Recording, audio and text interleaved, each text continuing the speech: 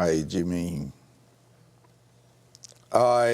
mim, que dor, provocações. Essa palavra provocações deveria ser dita por uma Medeia, por uma grega para falar esse nome, provocações.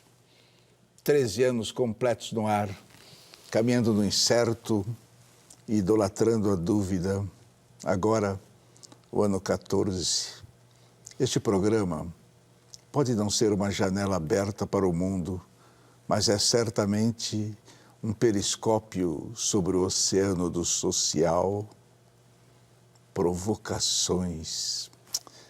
Aqui nós temos hoje uma jornalista, repórter do jornal Tribuna de Minas. Não para de ser premiada, mas muito premiada. Premiada no Brasil, na América Latina, no Caribe, Estados Unidos e até na Europa. Mas o que ela escreve, o que escreve ela, que os premiadores gostam tanto? Ela escreve com profundidade sobre a vida dos pobres e desgraçados, essa causa perdida que as pessoas melhor postas transformam, quando muito, em estatísticas que não resolvem nada. Vamos conhecer a nossa repórter especial mineira, de Juiz de Fora para o mundo. Ela é Daniela Arbex.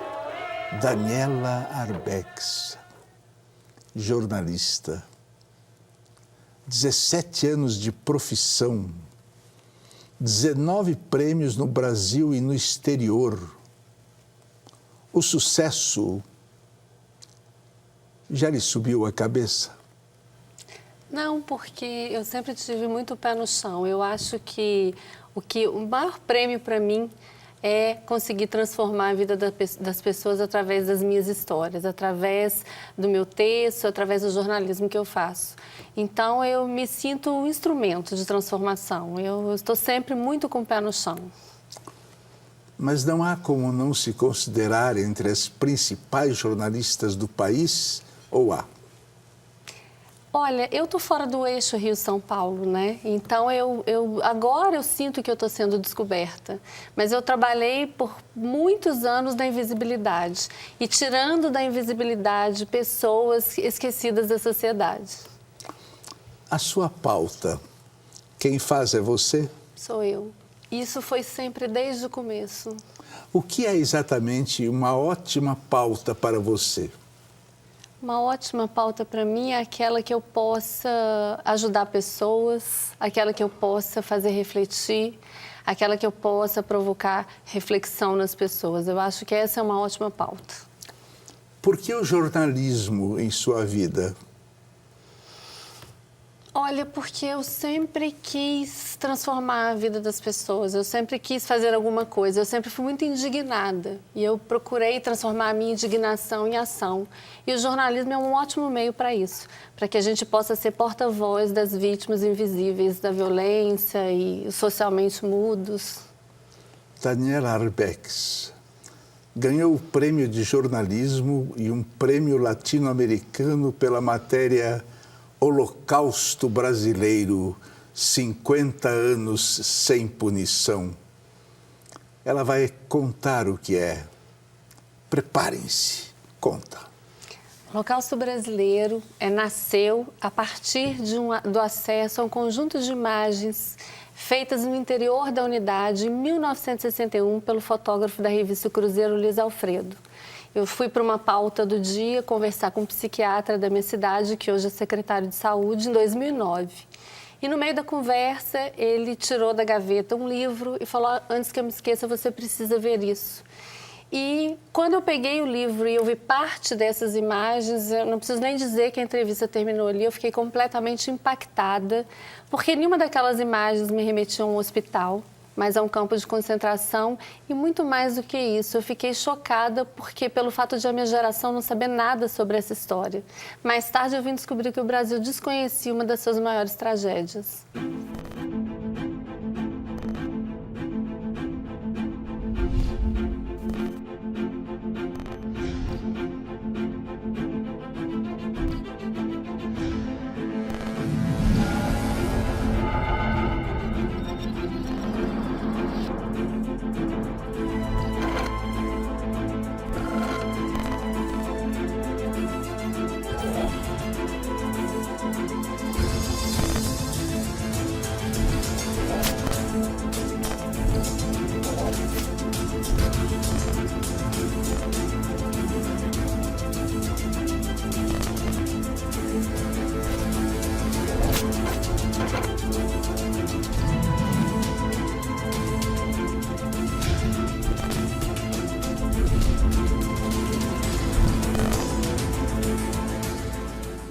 Hospital Colônia, Barbacena, Minas, mais de 60 mil pacientes mortos. Quem eram essas pessoas? Essas pessoas, Abu, eram os indesejáveis sociais. Eram os pobres, os negros, os homossexuais, militantes políticos, meninas que tinham perdido a virgindade, pessoas sem documento. Esse era o perfil dos enviados para a colônia. Como se chega à história desses corpos sem história? Então, esse resgate não foi fácil, principalmente porque esses corpos, eles foram muitos, a maioria dessas pessoas é indigente, não tinha registro nenhum sobre essas pessoas, tanto em vida quanto na morte. Do que eles morreram, então? Morreram de frio, de fome, de choque, de invisibilidade. E fora de lá ninguém sabia de nada?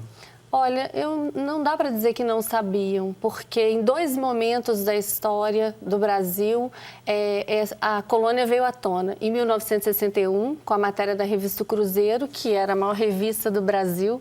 Não tem como o Brasil dizer que não ficou sabendo disso. E em 1979, através de uma denúncia feita pelo jornalista Irã Firmino, de Minas Gerais. Agora, a grande diferença é que essa história contada, ela sempre foi contada pelo olhar dos jornalistas e nunca pelo olhar dos sobreviventes.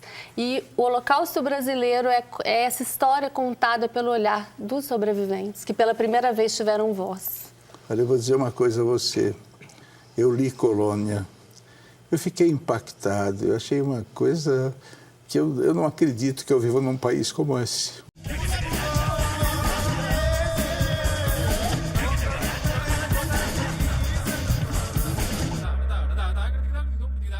Olha, eu vou dizer uma coisa a você.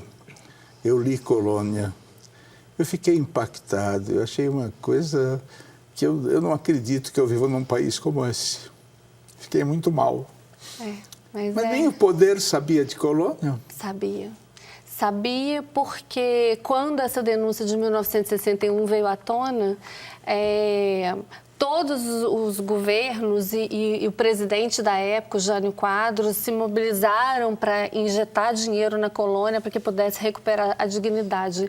Mas, de fato, nada aconteceu. E sabiam tanto, Abu, que em 1959 o governo de Minas recomendou que outros, num documento oficial assinado pelo responsável da época, que outros hospitais mineiros adotassem o leito-chão, que era a substituição de cama por capim para economizar espaço nos pavilhões, como um modelo bem-sucedido, como uma política pública para os hospitais psiquiátricos mineiros.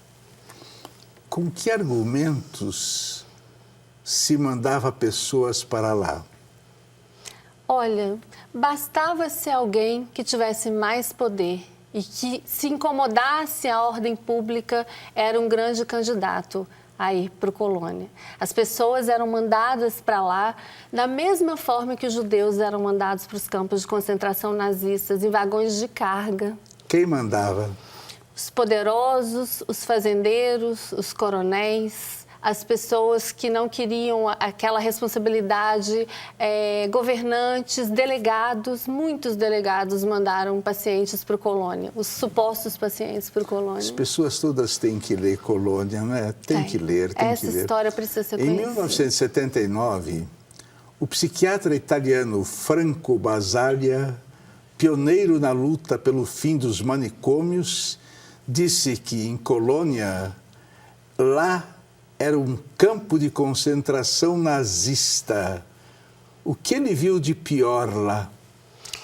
Ele foi uma voz importantíssima para a abertura dos porões da loucura. Eu acho que tudo chocou o Basaglia, apesar dele conhecer essa realidade, né? Ele é a pessoa que disse: estive hoje num campo de concentração nazista. Em lugar nenhum do mundo eu vi uma tragédia como essa. E reuniu a imprensa em 1979 para denunciar aquele genocídio. E você, 30 dias lá dentro, o que você viu de mais terrível? Então, na verdade, a minha pesquisa, quando eu cheguei ao Colônia, o hospital hoje já está transformado. O que eu ouvi de mais terrível foram os relatos dos sobreviventes. Foi como essas pessoas conseguiram sobreviver a todos os abusos, a todas as formas de violação, a toda a indignidade humana. E ainda assim, o que me impressionou mais, eles ainda têm esperança e tentam se superar. Isso é incrível, assim, isso me surpreendeu. Como, depois de tantos anos de violação institucionalizados, eles ainda sonham. O que é o ser humano, não é? Meu Deus. A que estado chegava a cabeça dos internos? Olha, Abu, muitas pessoas chegaram lá sãs e enlouqueceram. De tal forma que os prontuários registram, todos são muito parecidos, registram assim, o dia que a pessoa chegou. Na semana seguinte, paciente agitado. Na semana seguinte, paciente violento. Na outra, paciente contido na cela. Então, você imagina como que essas pessoas foram violadas de tal forma que elas realmente enlouqueceram. Isso quem fazia eram os funcionários? Os prontuários eram... porque não tinha médicos em número suficiente. Então, há muitos registros de funcionários. É quase um diário esses prontuários. É bem interessante a gente ler e ver a rotina desses pacientes. A Sueli Rezende, que é a paciente mais complexa da colônia, mas também a mais inteligente, a mais engraçada, a mais surpreendente, num dia de fúria, pegou uma pomba no pátio e comeu, na frente de todas as pessoas, está registrado no prontuário. E ela disse, eu estou com muita fome. E naquele momento as pessoas não perceberam no que a colônia transformou. Meu Deus do céu, quase 2.000 corpos de pacientes mortos vendidos para faculdades de medicina. O que faziam com o dinheiro? Então, Abu, a gente não tem ideia, não há nenhum registro de como esse dinheiro foi aplicado, né, dentro do hospital. Mais do que isso, eles não ganhavam dinheiro só com a venda de corpos, eles ganhavam dinheiro explorando a mão de obra desses pacientes, desses indigentes, porque eles trabalhavam nas ruas de Barbacena, eles varriam ruas, eles construíam estradas, eles construíam casas, eles faziam roupas e tudo era colocado à venda. E viviam numa condição tão precária que é difícil acreditar que esse dinheiro fosse reinvestido no hospital. Havia abusos sexuais? Então, há muitos relatos de abusos sexuais de funcionários, relatos até de pacientes que teriam engravidado de funcionários. Só que todos os nomes que eu consegui recolher, não há registro da presença dessas pessoas no quadro de funcionários do hospital. Então, eu não pude publicar, porque eu só publico o que eu consigo documentar. Quantos sobreviventes restam hoje? 160 sobreviventes que continuam morando no hospital e que têm a sobrevida estimada em no máximo 10 anos. A luta anti-manicômios dos últimos anos vai em frente ou vai fracassar? Eu acho que precisa se repensar. Ela teve uma força importantíssima no final da década de 70, foi responsável, sim, não dá para negar, pela abertura dos porões da loucura, mas ela vive um momento de saber para que caminho tomar, de olhar para trás e ver o que já foi feito, mas não saber daqui para frente o que vai ser feito. E vive um momento também de colocar para a sociedade brasileira a discussão sobre a internação compulsória. O que fazer com a internação compulsória? Qual o posicionamento que a sociedade deve ter? Então, eu acho que a luta antimanicomial vive um dilema hoje de se reinventar. Agora, em realidade, falando em colônia, a gente pergunta assim, quantos holocaustos como esse você imagina que ainda existam no Brasil? Há muitos. O holocausto não terminou, Abu. Pode ter certeza disso. Não terminou. Se nós somarmos todas as mortes que aconteceram dentro dos hospitais psiquiátricos no Brasil, nós vamos ter um número infinitamente superior do que 60 mil. Se a gente imaginar que em 2013 ainda há hospitais sendo fechados porque funcionam como mini-colônias, a gente vê que o desafio ainda é muito grande e que o Holocausto não terminou.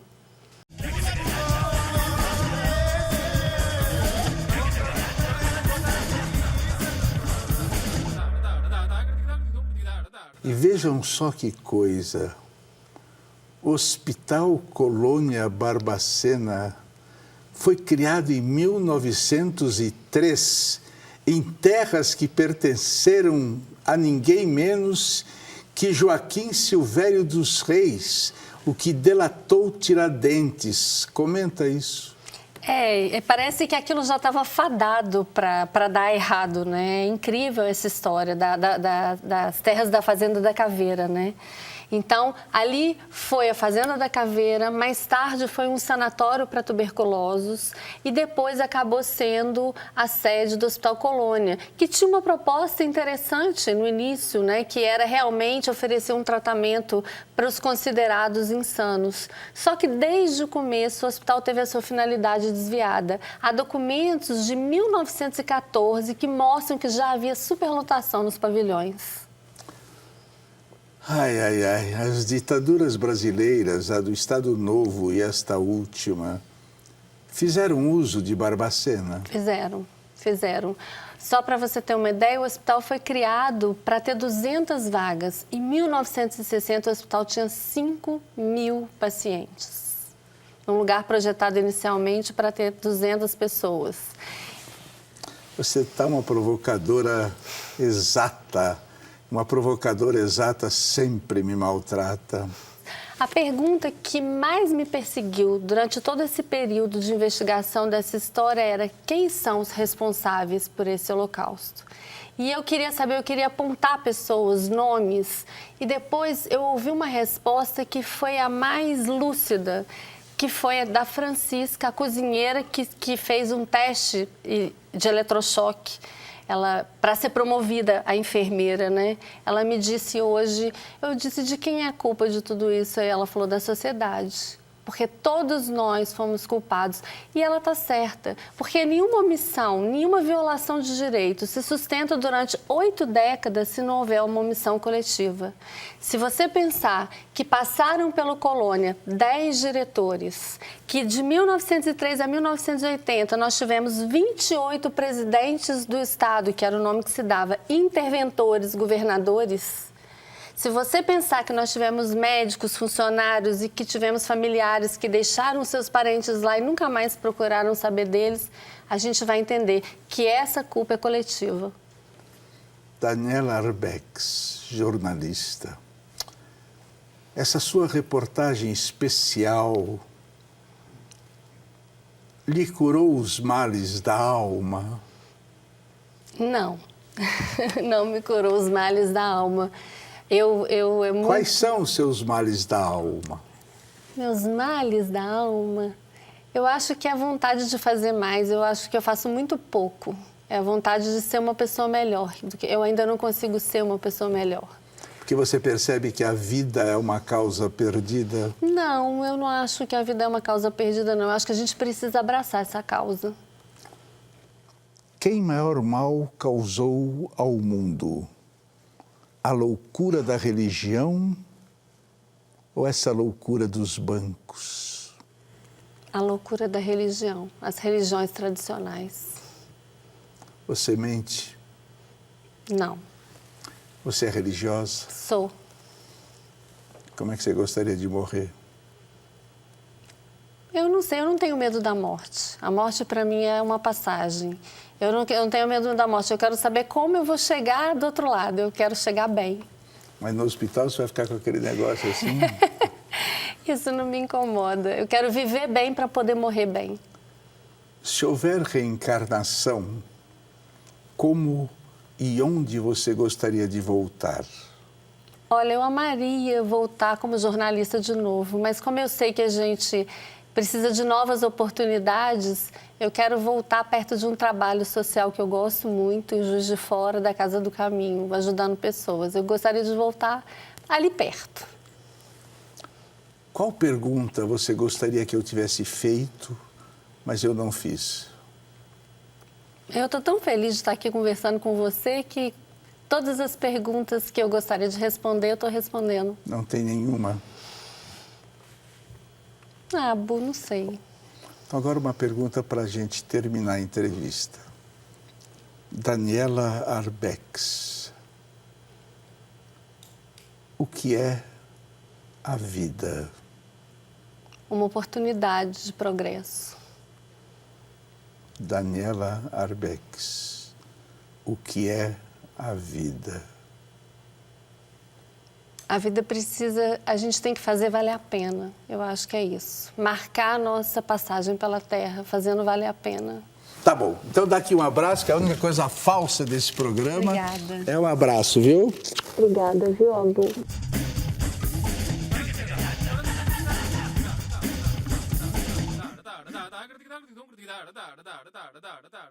Eu vou ler aqui uma carta escrita pelo psiquiatra Francisco Paes Barreto, endereçada a Soroco, personagem de Guimarães Rosa, que enviou para Barbacena os seus únicos amores, no trem da solidão coletiva. E ele diz assim: meu querido Soroco, esteja onde estiver, quero que ouça o que tenho a lhe dizer. Visitei hoje o lugar onde morreu sua mãe, onde morreu sua filha, onde morreram as mães, os pais, os filhos e os irmãos de um incontável número de pessoas. Sabe o que eu encontrei lá? Um centro de atenção psicossocial, um hospital regional de clínica médica e cirúrgica, um centro social urbano. Do que havia do antigo hospital, resta apenas um edifício imponente, que é a principal atração turística da cidade. Chama-se Museu da Loucura. Está exatamente para não deixar esquecer, para registrar uma época. É um templo dedicado à loucura. Não à loucura de pessoas como sua mãe, sua filha, mas à nossa loucura, Soroco. A loucura dos chamados normais.